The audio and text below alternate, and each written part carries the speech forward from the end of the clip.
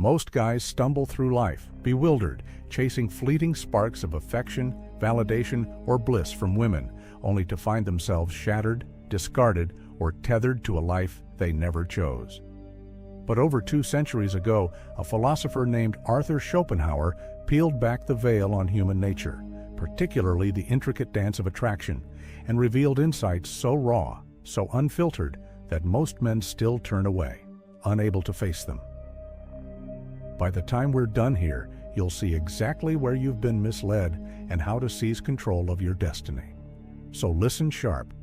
This isn't just provocative, it's the key to unlocking a truth most will never grasp. Schopenhauer didn't buy into romantic fairy tales. He saw love for what it truly is, not a cosmic connection, not fate's gentle hand, but a cunning biological ruse, a primal illusion woven by nature for one relentless purpose: propagation. Here's the jagged truth. That electric pull, that consuming ache, that unshakable belief she's the one? It's not your soul whispering to hers, it's your brain running an ancient algorithm, silently weighing fertility, genetic compatibility, and survival edges. And women? Their attraction operates on the same primal circuitry, just tuned to different signals. Schopenhauer put it starkly: love is the ultimate aim of nearly all human endeavor, eclipsing all else. But don't mistake this for poetry. He meant it as a snare, a fleeting chemical surge that vanishes once its evolutionary role is fulfilled. Think about it. How many men have wrecked their lives for a woman who later drifted away without a backward glance? How many partnerships dissolve once the initial fire cools? This isn't chance. It's nature's blueprint. Women don't select partners based on fairness, loyalty, or logic. They're guided by an ancient program hardwired to prioritize status, security, and genetic strength. A man's devotion, no matter how deep, is irrelevant if he can't deliver these. Schopenhauer saw it clearly. Women are rarely swayed by reason. Instinct and emotion steer their course. This isn't disdain, it's observation, rooted in evolutionary psychology. Look at the data. On dating platforms, 80% of women vie for the top 20% of men. In divorce courts, loyalty is often met with financial ruin. History echoes this. Kings fell for lovers who turned traitor. The pattern holds because biology doesn't bend. Most guys cling to the myth that love is reciprocal, that if they pour out enough care, sacrifice, or effort, they'll be cherished in return. But Schopenhauer warned, to be loved, one must not merely be virtuous, but strategic. Women aren't drawn to kindness alone, they're magnetized by strength, social, financial, psychological.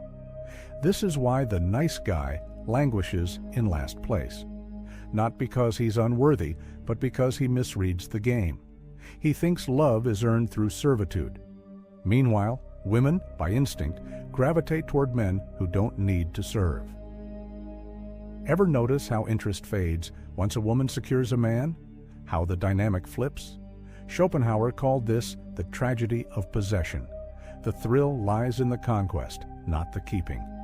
Once the chase ends, biology shifts gears. Men who cling too tightly, who make her their world, watch her slip away. But here's the pivot. This isn't women's fault. It's nature's design. The man who sees this doesn't blame, he strategizes.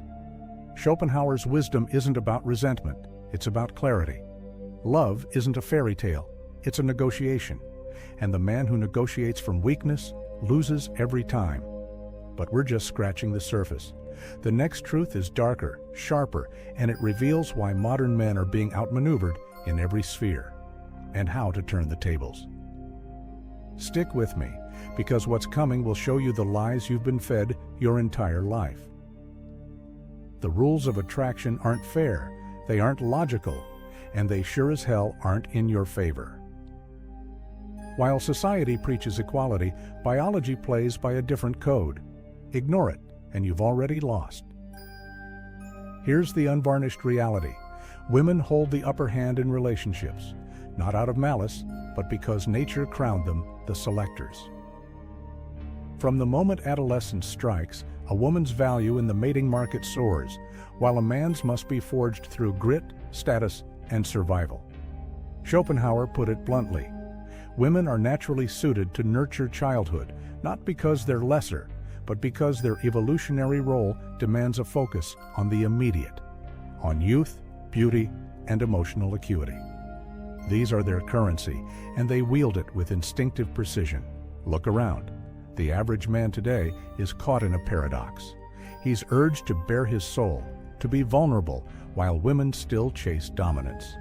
He's shamed for embracing traditional masculinity, yet the boldest, most unapologetic men still rule the dating game.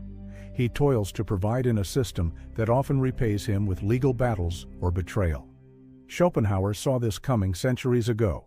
Women, he observed, are wired for the present, for nurturing, for emotional navigation.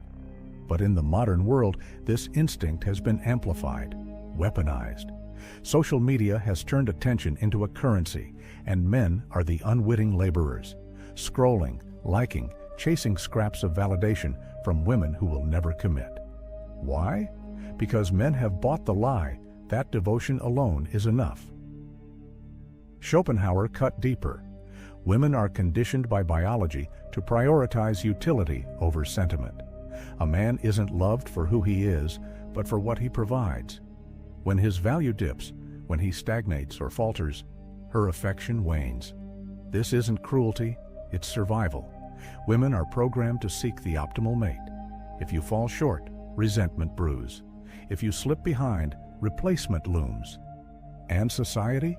It applauds her choice. Schopenhauer split men into two camps, those who serve and those who are served.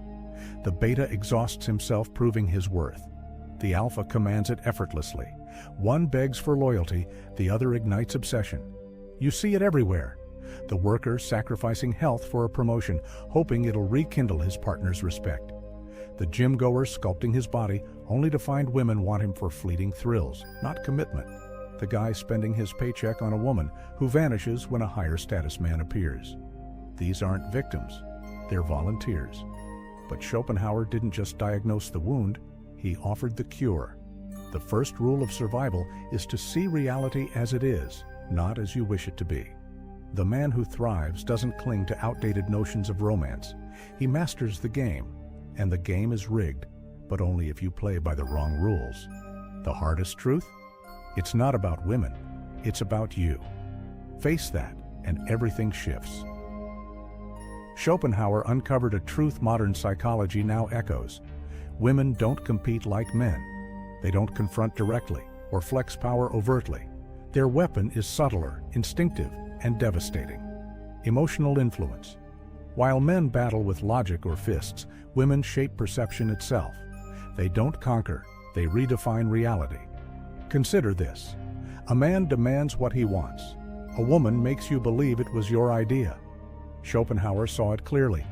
Women, by their evolutionary wiring, are attuned to the present, to social cues, to the care of others. This gives them an edge, an almost preternatural ability to read micro-expressions, tone shifts, and group dynamics. A man thinks he's having a conversation. She's conducting a subtle interrogation. Modern men believe they steer their relationships. They're mistaken. From the first date to the final papers, women guide the dynamic through covert tests. The compliance test. How fast do you bend your schedule to hers? The frame test. Do you hold your ground or crumble under her emotions? The investment test. Are you chasing harder than she is? Schopenhauer warned that women are instinctively strategic, gifted with an innate talent for navigating social currents. This isn't malevolence, it's evolutionary programming. In a world where physical strength didn't ensure survival, emotional intelligence became the ultimate currency. The women who couldn't master male psychology didn't pass on their genes. Here's where men stumble blindly. They mistake attention for genuine interest. But Schopenhauer revealed the stark truth. Women are most drawn to men who don't need them. The moment you make her your purpose, her respect erodes.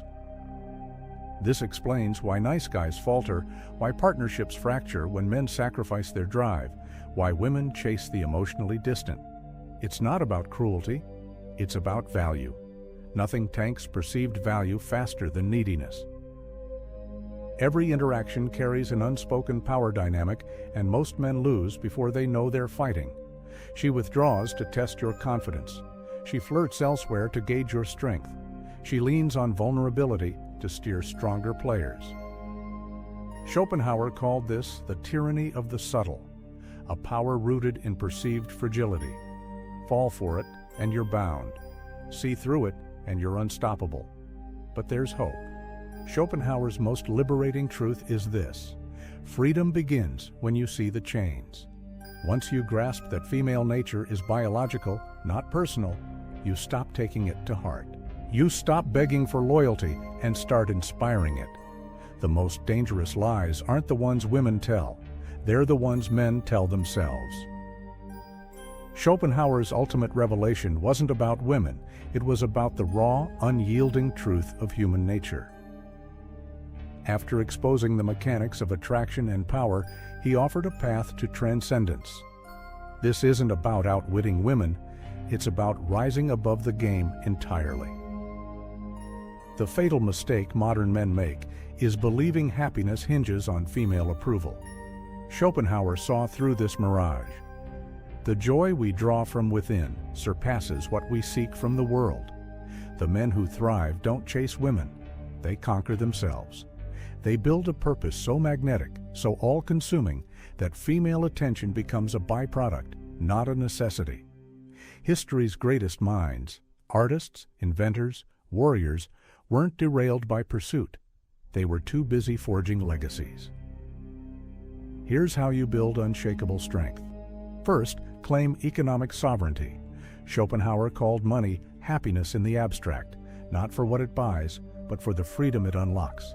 Control your resources, and you control your fate. Second, sharpen your philosophical edge. Most men drift on autopilot. The exceptional man hones a mind that cuts through societal illusions. He reads, debates, and questions relentlessly. Third, master your physical self. Your body isn't just a tool for attraction. It's the vessel of your will. Weakness here ripples everywhere. Schopenhauer's wisdom turns revolutionary here. The surest way to avoid misery is to temper expectations of bliss. This isn't gloom, it's armor. The man who stops chasing love, approval, or fairness finds these things flow to him. Why? Because he's stepped out of the desperate crowd. He's become the prize. The dance between men and women isn't personal. It's a biological stage set millennia ago. The man who wakes to this stops pointing fingers and starts evolving.